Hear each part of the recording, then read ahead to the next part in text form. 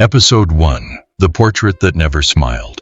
They said the portrait of St. Aurelius had been painted with such precision that his eyes seemed alive, his lips frozen in a stern line, his gaze heavy with judgment. It hung above the chapel's altar for nearly 2 centuries, watching over generations who prayed beneath it. But no one had ever seen it smile, not until that night. It was just past midnight when a thief slipped through the chapel doors. He thought himself clever, slipping between pews with a lantern dimmed by cloth. His plan was simple: take the chalice, melt it down, and drink on the gold for years. He wasn't afraid of saints or prayers or warnings from old priests. Yet when he raised his head, something inside him froze. The portrait, St. Aurelius, was smiling. It wasn't the gentle smile of mercy carved into statues of Mary, nor the triumphant joy of angels in stained glass. This was different, thin, slow. A smile too human, too intimate, a smile that knew him. The thief dropped his lantern. The flame flickered wildly across the stone floor, casting the chapel in dancing shadows. He muttered a curse and pressed his back against a pew, eyes fixed on the painted saint. The lips of Aurelius had curved, he was certain of it. And then, though the chapel was silent, though the night outside was still, he swore he heard a sound, the faintest exhale of laughter, as if the saint himself had found delight in his sin. The thief stumbled backward, his courage dissolving. He fled the chapel without touching the chalice, without even reclaiming the lantern. He left the door ajar, and the villagers who found it at dawn spoke of an odd detail. The portrait seemed different. The corners of the mouth bore the trace of a smile. Whispers began to spread. The elders claimed it was impossible. The paint was centuries old, sealed, cracked by time. Yet the young ones swore they saw it too. And when the priest himself stood before the canvas, his face drained of color, he locked the doors, refusing to speak of it. By evening, the thief was found dead in the square. His body curled unnaturally, his lips twisted into a smile that mirrored the saint's. From that night on, the villagers came to believe a dreadful truth. St. Aurelius did not smile for the faithful. He smiled only for sinners. And when he did, their days were numbered. Episode 2. The Thief's Confession. The villagers buried the thief quickly, as if afraid his smile might spread like a disease if left in the open air. His lips, stretched unnaturally wide, refused to rest even in death.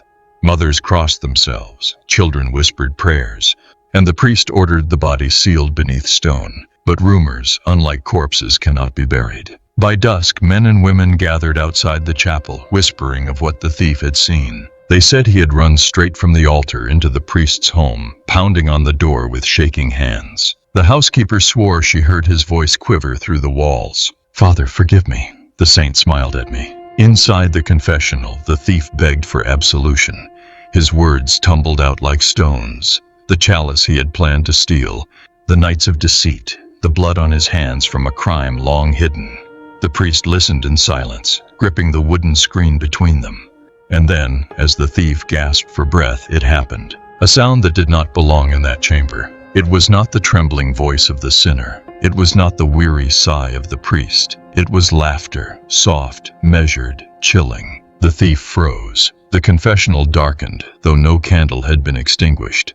The priest opened the little window in fear, but there was no one on the other side. Only a lingering smile, painted faintly across the wood as if etched by shadows. The thief fled into the night, confessing nothing more. He would not live long enough to. By morning, his body was discovered with the same grin locked upon his face, his tongue blackened as if burned from within. The villagers whispered the tale until their throats were dry. St. Aurelius had listened to his confession. St. Aurelius had laughed. And the priest, though he never admitted it aloud, knew something terrible. The saint's portrait now bore a smile wider than before. They say faith is meant to comfort the guilty. But in that village, faith had become a mirror, one that smiled back only when you had something to hide. Episode 3. The Nun Who Carried Desire. Her name was Sister Magdalena. To the village, she was the purest among them, the one who rose before dawn to ring the bells, the one whose lips never strayed from prayer. But purity, like glass, can crack in silence. And beneath her veil lived a secret no one dared to imagine. Late at night, when the convent halls were asleep, Magdalena would kneel before the portrait of St. Aurelius. The candlelight swayed, painting his stern face in gold. She would whisper her prayers, but her heart beat not with devotion, but with longing she could not kill. And then it happened. The portrait smiled at her. Her breath caught in her throat. She clutched her rosary so tightly the beads cut her skin. "Forgive me," she whispered. But the smile grew, soft and knowing, as if St. Aurelius could see straight through the fabric of her vows, down to the hunger she carried in silence. That night she dreamt of the saint, not in robes, not as a painting, but as a man with eyes of burning coal. He stood over her bed, his shadow stretching across her body, and when he leaned down, she swore she felt his breath on her lips. She awoke trembling, her body aching with shame and something darker. At dawn, she went to the chapel to pray for deliverance, but as she knelt, blood began to drip from the painted saint's eyes. Crimson tears slid down the canvas, staining the altar cloth. And yet the saint smiled, only at her. She tried to look away, but could not. His gaze held her, commanding, consuming. And in the silence of the chapel, she heard a whisper that was not her own. "Your desire is not a sin, it is your offering." From that day, Sister Magdalena changed. She prayed more fervently, but not to God. She lingered before the portrait for hours, lips moving in secret devotion. The other nuns said her cheeks grew flushed, her eyes fever bright, and sometimes at night, they claimed to hear her voice from the chapel, not praying, but gasping, as if in the arms of something unseen. The villagers began to notice too. Each Sunday, when she passed through the crowd, the portrait of St. Aurelius seemed to smile wider, its teeth faintly visible in the candlelight. They whispered the saint had chosen her, but chosen for what no one dared to say. Episode 4. Whispers in the Confessional. The confessional was meant to be a place of release. Dark wood, a narrow screen, a priest's listening ear. The chamber was where sins lost their weight, where forgiveness was whispered back like balm to the wounded soul.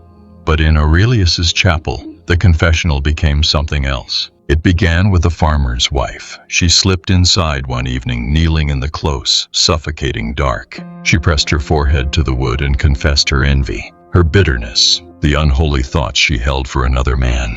Her voice broke, expecting comfort. Instead, she heard laughter, low, muffled, as if it slithered through the wall. A man's laugh, but not the priest's. It carried a strange rhythm, mocking, delighted, almost intimate. She froze, her throat tightening. "Father?" she whispered, but the voice on the other side was not her priest. "You are more honest with me than with him," it murmured, smooth as oil. "Tell me more. Tell me what you dream." The woman fled the chamber in terror, stumbling into the aisle. When the priest came rushing to her side, he swore he had not spoken a word. Yet behind him, through the carved lattice of the confessional, she saw it, a faint shimmer of a grin, carved not by tools, but by shadow. After that night, more came forward with stories. A boy admitted he had stolen bread, and instead of penance, he heard someone chuckle, then promise him the hunger would end soon. A soldier confessed his violence, and the voice praised him, saying, "The saint smiles for you." Each time the priest grew paler, thinner. His sermons became desperate warnings against temptation, his eyes darting always toward the portrait above the altar. And each time he passed it, the painted mouth seemed wider, stretching as though savoring every word. One evening, unable to endure it, the priest entered the confessional himself. He knelt, whispering his secret, the doubt in his faith, the fear in his heart, and then he too heard it.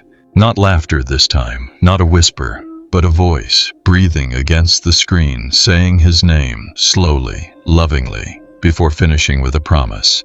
"When your turn comes, Father, I will smile for you as well."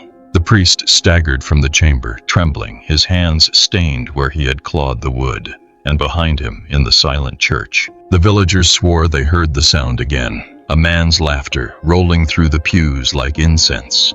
From that night forward, no one entered the confessional without fear. For they all knew now, they were not speaking to God, they were speaking to the smile. Episode 5. The bells that rang without hands. The bells of the chapel had always obeyed human hands. Thick ropes dangled from the tower, pulled by novices at dawn, by nuns at dusk, and by the priest on holy days. Their toll was meant to call the faithful, to summon prayer. But one night the bells rang on their own. It was just after midnight when the sound tore through the village. Deep iron voices shaking the windows, rolling across the fields. The people woke in panic, rushing to the square. Yet when they craned their necks toward the tower, the ropes below hung still. No hand moved them. Inside the chapel, the portrait of Saint Aurelius gleamed in the moonlight. His smile was unmistakable now, no longer a faint suggestion but a cruel curve, as if the ringing above was his laughter cast into metal. The villagers stood trembling until someone realized the truth. The bells did not toll randomly. They struck only when someone stepped forward to confess a sin. The widow who whispered her envy of her neighbor's beauty. Clang, clang, clang. The boy who admitted stealing coins from his father's purse. Clang. Each toll fell heavy, as if Aurelius himself was counting. And then came the soldier, broad-shouldered, scarred, trembling in the pews. He confessed his secret violence, a man he had killed in drunken rage, buried in the fields where no one would find him. As soon as the words left his lips, every bell in the tower erupted together. Wild, frenzied, deafening. The stained glass rattled, dust rained from the rafters. The soldier collapsed to his knees. When the bells fell silent, the people turned toward the portrait. Aurelius was grinning, wide and sharp, teeth faintly visible beneath painted lips. His eyes seemed to glimmer with approval. The soldier never left the chapel. At dawn, they found him sprawled beneath the altar, his chest crushed as if something unseen had pressed him down with unbearable weight. His face bore that same twisted smile, the mark of the saint. From that day, villagers stopped confessing aloud. They feared the bells more than God. Yet secrets do not remain hidden forever. At night, the ropes began to sway by themselves, the bells clanging in the distance. Sometimes one toll, sometimes 12. And when the people asked the priest what it meant, he could only whisper, "It means Saint Aurelius knows, even if you have not spoken." The bells were no longer calling the faithful, they were calling the damned.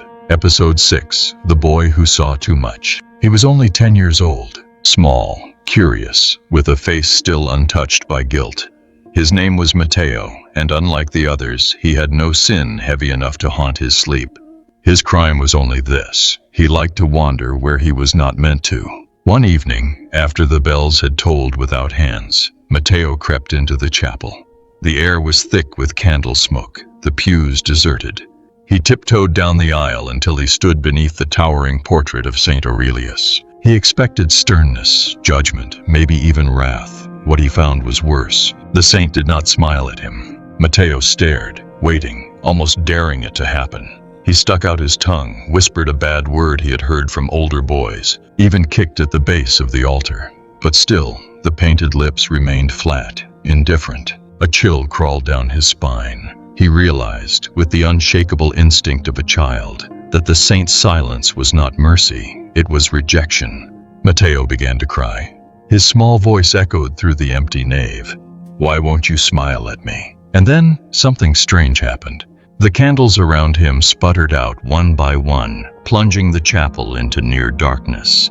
From the shadows above, he swore he heard a voice, low, cruel, amused. Not laughter this time, but words spoken like a verdict. "Because you are not mine." Matteo bolted from the chapel, his sobs carrying into the night, but no one believed him. His mother hushed him, insisting the saint was good. The priest shook his head, muttering prayers. Yet the boy would not sleep. He whispered again and again, "He only smiles for the damned." He didn't smile for me. Days passed. Matteo grew pale, restless. He refused food, refused games. He lingered by the chapel doors as if waiting to be chosen. And then, one morning, he was gone. They searched the fields, the river, the woods. Finally, they found him inside the bell tower, curled at the base of the ropes. His body was lifeless, but his face, oh, his face was twisted in horror. His mouth stretched open in a scream that had never ended. For the first time, the saint had given something worse than a smile. He had given a child his silence. The villagers buried Matteo quickly, but whispers spread like plague. Children began to fear the portrait, avoiding the altar's gaze. Parents covered their little ones' eyes during Mass, for they had seen the truth in Matteo's fate. To be smiled upon was a curse, but to be ignored was damnation of another kind. Episode 7. The priest's secret sin. Father Elias had spent his life preaching of purity, of restraint, of light conquering shadow. He had buried the thief, comforted the widow, blessed the fields, and condemned temptation with a voice steady as stone. To the village, he was the last shield between them and the abyss. But a shield can crack. Late one night, when the bells were silent and the convent windows glowed faintly with candlelight, Father Elias entered the chapel alone. He could no longer avoid it. The portrait of Saint Aurelius. The painted eyes followed him no matter where he stood, heavy with a gaze that pressed on his soul. He fell to his knees. "Why do you smile at them?" he begged. "Why do you claim the sinful and not the faithful?" No answer, only the painted grin, thin and cruel, as if mocking his ignorance. Elias pressed his forehead to the cold stone. His lips trembled, whispering words he had buried for decades, a secret no ear had ever heard. When he was young, before the collar, he had broken a vow, a single night of passion with a woman he never saw again. He had convinced himself God had forgiven it. He had convinced himself no one would ever know. But Aurelius knew. Because as the confession left his lips, the chapel shuddered. The candles bent as though exhaling to some unseen breath. And when Elias dared to look up, the saint was smiling at him. Not faintly, not subtly. It was wide, teeth glinting white in the dark. And worse, the eyes, painted for centuries in muted oil, seemed alive now, burning. Delighted, Elias stumbled backward, knocking over a pew. His heart pounded like thunder. "No," he gasped, clutching his chest. "I am your servant. I am not theirs." But the smile did not fade. That night the priest could not sleep. He heard laughter in the rafters, whispers curling around his bed like smoke. He clutched his crucifix, but the metal felt heavy, cold, as though it too had been claimed. By morning the villagers noticed the change. His sermons grew frantic, desperate. He thundered against sin with spittle at his lips, his eyes wild. Some said he seemed less like a shepherd guiding his flock, and more like a man trying to outrun wolves. Yet no sermon could silence the truth. The saint had smiled for him, and in Aurelius's chapel a smile was not a blessing. It was a summons. Episode 8.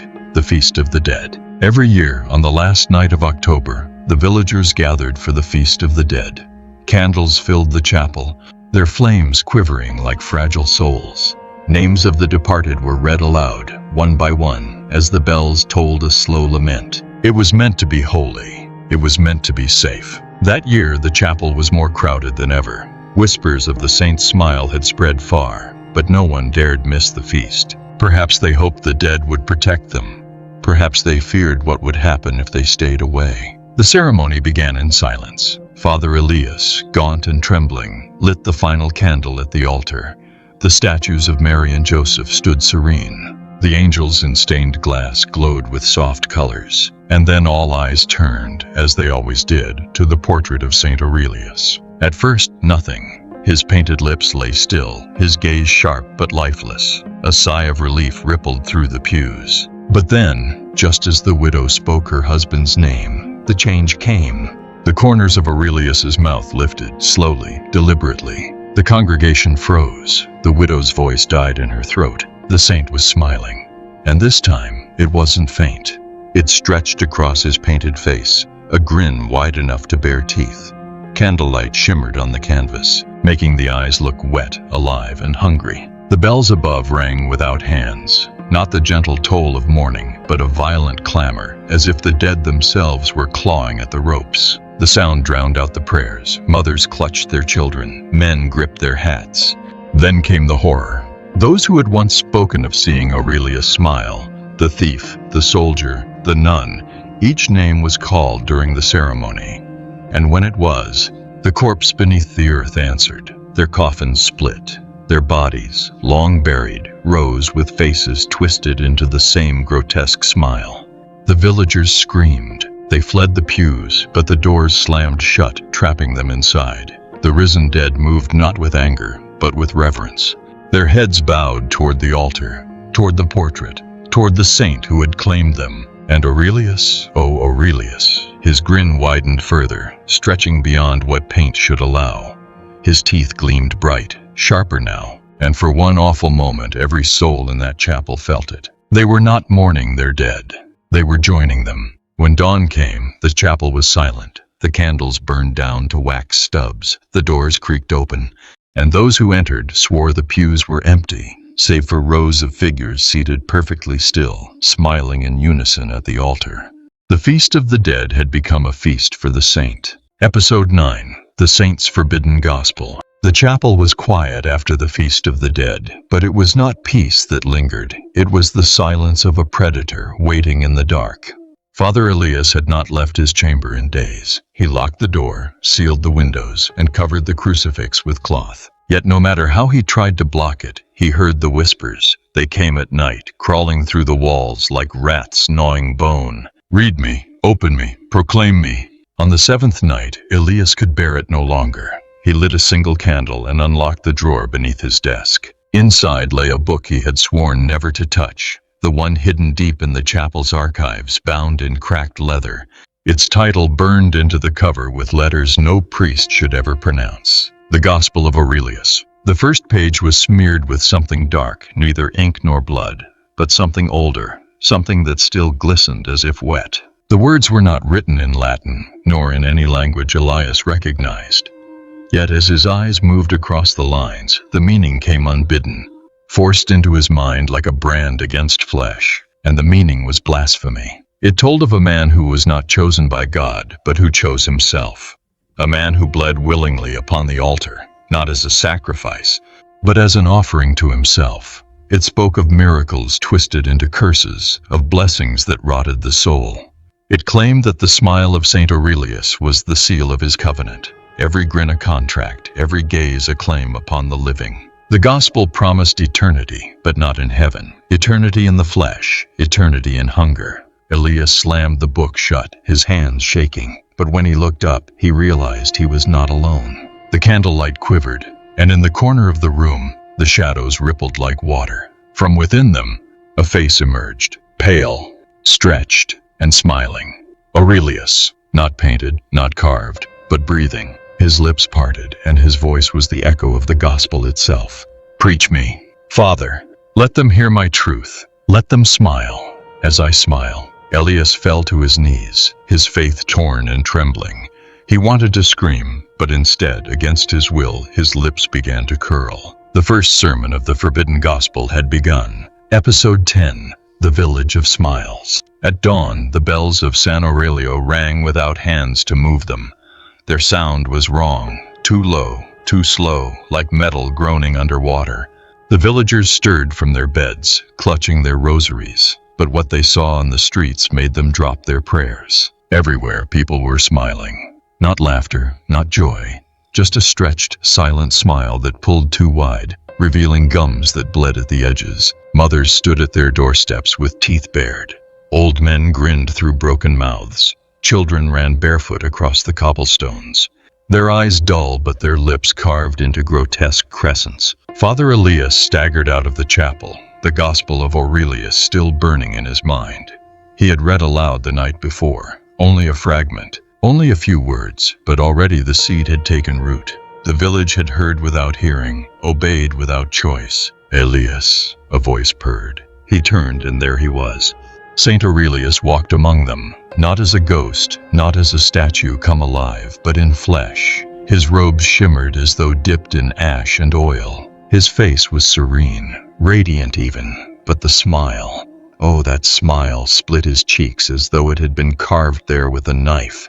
The villagers fell to their knees in unison, grinning upward as though the sun itself had bent low. "See how they welcome me," Aurelius said. His words needed no air. They slithered straight into the skull, bypassing the ears. "They have waited for truth. Father, you have given it to them." Elias shook his head violently. "This is not truth, it is a curse." But his protest was drowned by the sound of voices. The villagers began to chant, all in one tone, all with one breath. "Smile, smile, smile." The sound thickened the air. Elias could taste iron on his tongue, could feel the muscles in his face twitching against his will. His lips trembled, pulling upward, stretching wider and wider until his jaw ached. He dropped to his knees, clutching his mouth, but the smile carved itself anyway. And in that moment Aurelius leaned close, whispering like a lover, "Do not resist, Father, for For the kingdom of heaven does not belong to the pure, it belongs to the smiling. When the sun rose fully, San Aurelio was no longer a village. It was a congregation of grins. Every soul bore the same face, the same silent hymn of devotion. And Father Elias, last shepherd of the faithful, was now just another sheep, smiling back. Episode 11. The Procession of Grinning Saints. The roads leading out of San Aurelio had always been silent at night, trodden only by merchants and the occasional pilgrim. But now, under the sickly glow of a moon veiled in clouds, footsteps echoed in unison. They came barefoot. Men, women, children, an entire village moving as one, their lips peeled back into crimson smiles. They carried no torches, no banners of the church, only their twisted faces lit by moonlight. Some dragged crucifixes behind them, wood scraping stone until sparks flew. Others carried statues of saints, not upright but upside down, as though the world itself had been inverted. At their head walked Aurelius. He did not command them with words. He simply smiled, and they followed. In nearby towns, people watched from shuttered windows as the procession approached. At first, they whispered, "Penitents, pilgrims, perhaps a holy march." But when the chanting began, whispers turned to screams. "Smile, smile, smile." The chant carried like smoke, slipping into houses, into lungs. Families bolted their doors, clutching crosses, but it was no use. Children pressed their faces to the glass, eyes vacant, lips trembling until they too began to grin. Fathers tried to drag them back, but the children only laughed without sound and slipped into the streets, joining the march. By morning, 3 towns had emptied. The procession grew, a river of bodies flowing toward the cathedral in the city of Alborada. And with each mile, the smiles grew wider, more grotesque, splitting skin, exposing teeth until faces looked less human and more mask than flesh. Father Elias staggered at the center of it all, half dragged, half willing. His mind screamed prayers, but his mouth betrayed him, stretched into the same bloody grin. Sometimes, he swore he saw flickers of the villagers' true selves, eyes brimming with terror behind the smiles. But the moment passed as Aurelius turned his gaze upon them, sealing their faces once more. On the 3rd night, a storm broke. Lightning slashed the sky, illuminating the endless chain of grinning pilgrims. But the thunder was drowned out by something else. Bells, hundreds of them clanging at once, though no towers stood nearby. The sound came from within the procession itself, from mouths ringing hollow, each smile tolling like iron. And Aurelius raised his arms, robes flaring with shadows, and spoke a single phrase that pierced the storm. "Behold, the church reborn." They marched onward, unstoppable. Behind shuttered windows, townsfolk crossed themselves, but their prayers died in their throats. For faith itself had been rewritten, reshaped into a gospel of grins. And somewhere deep in his breaking soul, Elias realized the truth. This was not a pilgrimage. It was a conquest. Episode 12. The Cathedral of Smiles. Alborada was a city of spires, its cathedral rising like a crown of stone at the heart of the valley. For centuries, its bells had called the faithful to worship. But on that night, it was not the bells that called. It was the sound of thousands of teeth grinding, clicking, chattering in unison. The procession had arrived. From the gates to the cathedral square, the streets heaved with bodies. Pilgrims pressed shoulder to shoulder, grins split open like wounds, their eyes glazed with a terrible devotion. They bore down upon the cathedral doors, chanting with mouths too wide for flesh to contain. "Smile, smile, smile." The priests of Alborada stood on the steps, clutching relics high, their voices raw as they shouted psalms into the tide of heresy.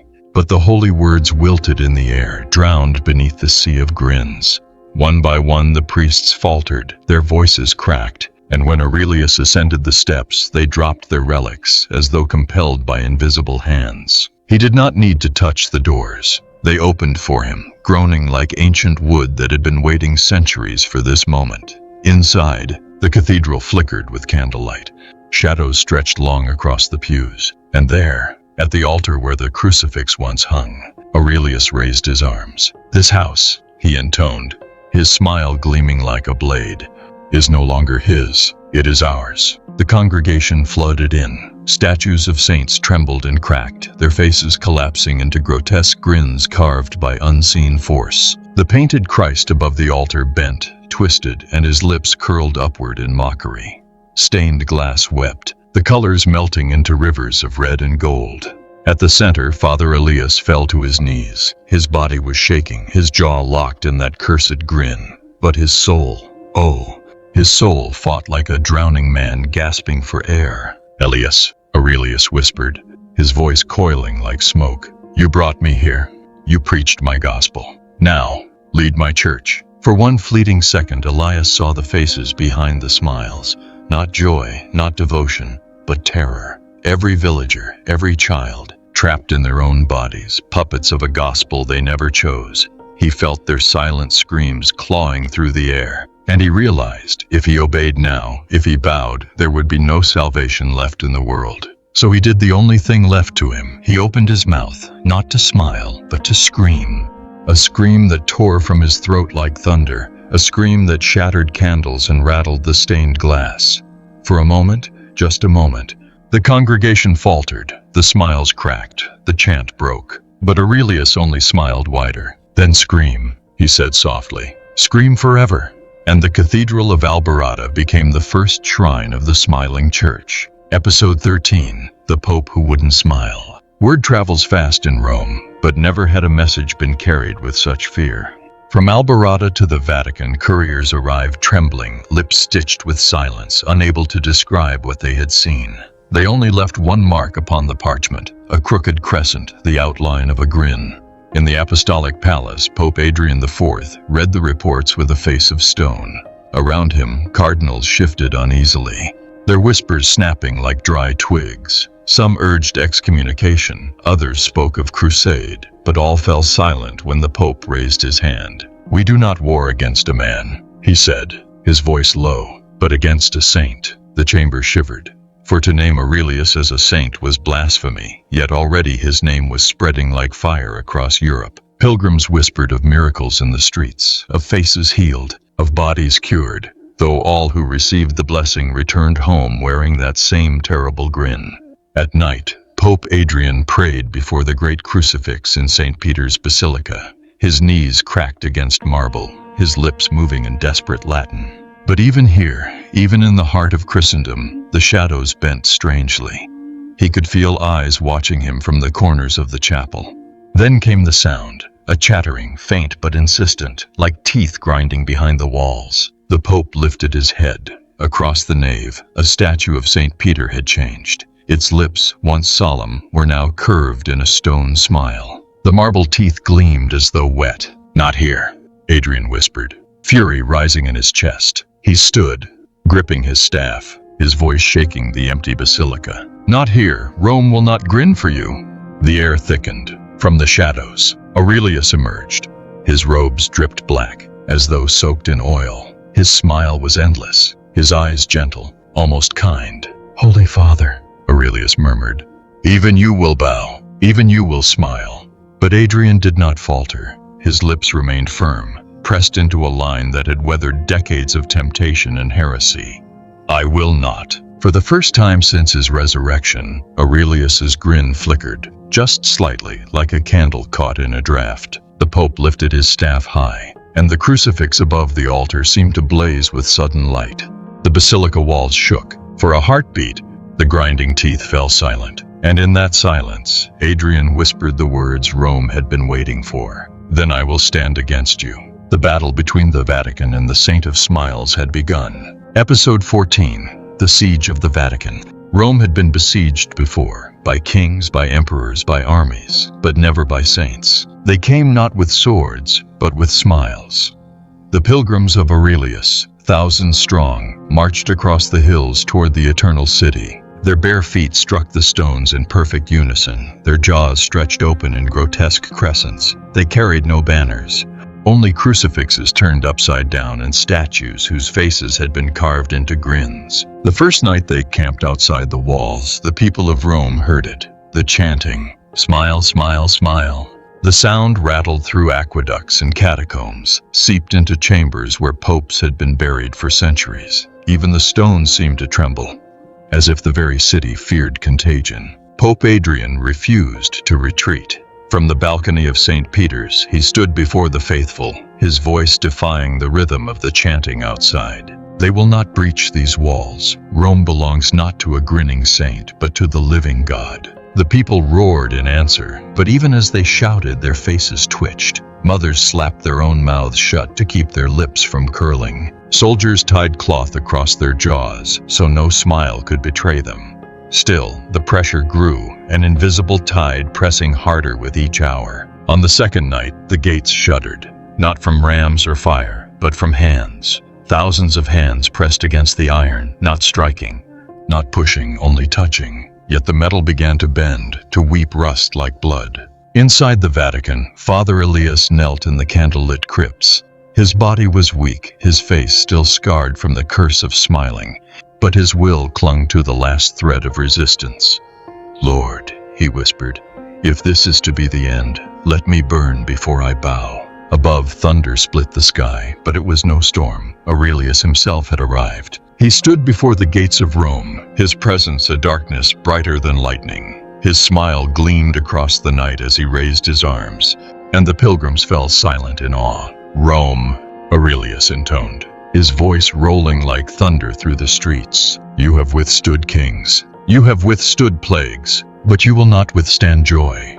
The pilgrims erupted, a chorus of grinding teeth and hollow laughter. The gates groaned louder, ready to snap. And within the basilica, Pope Adrian lifted the golden monstrance, the body of Christ gleaming in its center, his hands trembling but unyielding. "If Rome must fall," he whispered, "then let it fall fighting." The siege had begun, and the holy city itself held its breath. Episode 15, The Last Mass. The bells of St. Peter's rang for the final time. Not by rope, not by hand, but by the clash of unseen forces trembling the towers themselves.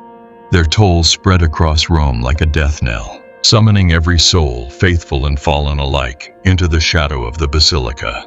Inside, candles guttered against the press of 1,000 bodies. The faithful knelt in prayer, rosaries clutched so tightly their beads drew blood from their palms. Above them, Pope Adrian stood at the altar, monstrance raised high, the host glowing faintly as though fire lived within it. Across the nave, the doors burst open, and Aurelius entered. He did not walk, he glided, his robes dragging shadows that licked the marble floor like tongues of tar. Behind him streamed the procession, their smiles wider than ever, jaws unhinged, teeth clattering like bone chimes. The very air bent under their presence, thick with the stench of iron and incense. "Elias," Aurelius called softly, his smile blinding, "take your place at my side." The priest staggered forward from the pews, torn between two masters. His lips quivered, trying to form words that were not chants, trying to resist the smile that had claimed him for so long. He looked once at Adrian, stern, unwavering, and then at Aurelius, beautiful, terrible, infinite. "I cannot," he rasped, and for the first time the smile cracked from his face. Aurelius's grin did not falter. "Then you will burn with the rest." He lifted his hands and the congregation screamed, not from fear but from joy, their faces splitting wider, wider, until flesh tore. Their chant thundered against the basilica walls. "Smile! Smile! Smile!" But Pope Adrian raised the monstrance higher. The host blazed, a sun caught in a golden cage. The light struck Aurelius full in the face. For the first time, the saint's smile trembled. The basilica became a battlefield. Shadows shrieked. Statues wept blood. The painted Christ above the altar twisted between agony and defiance. Elias crawled toward the steps, clutching the hem of Adrian's robe, crying, "Finish it!" And the Pope did. He slammed the monstrance down upon the altar. The host shattered in a blaze of pure light, white fire erupting through the basilica. The pilgrims shrieked as their smiles melted into screams. Aurelius reeled, his grin splitting, his form unraveling into smoke and shadow. "Joy eternal," he whispered, his voice breaking as the light consumed him. "You cannot kill joy." Then he was gone. Silence fell. The basilica lay in ruin, candles extinguished, statues cracked, the altar scorched black. The faithful wept, their smiles broken at last. Pope Adrian collapsed beside the shattered monstrance, his chest heaving. Elias cradled him, but the Pope's lips never curved, not even in death. He had won, but at a cost Rome would never forget. The last Mass had been said. Epilogue: the smile that would not die. Room buried its dead in silence. No bells. No hymns. No choirs. Only the scrap of shovels and the whispers of those who still feared to open their mouths too wide. Father Elias walked among the ruins of St. Peter's. His steps echoing in the hollow nave. The basilica was scarred, marble blackened, stained glass shattered, but it still stood. The faithful called it a miracle. Elias, however, was not so sure. At night he could not sleep. He heard them, faint, almost hidden, the clicks of teeth grinding in the dark, the phantom echo of a chanted talk destroyed. Smile, smile, smile. It was softer now, like a memory, but it was there.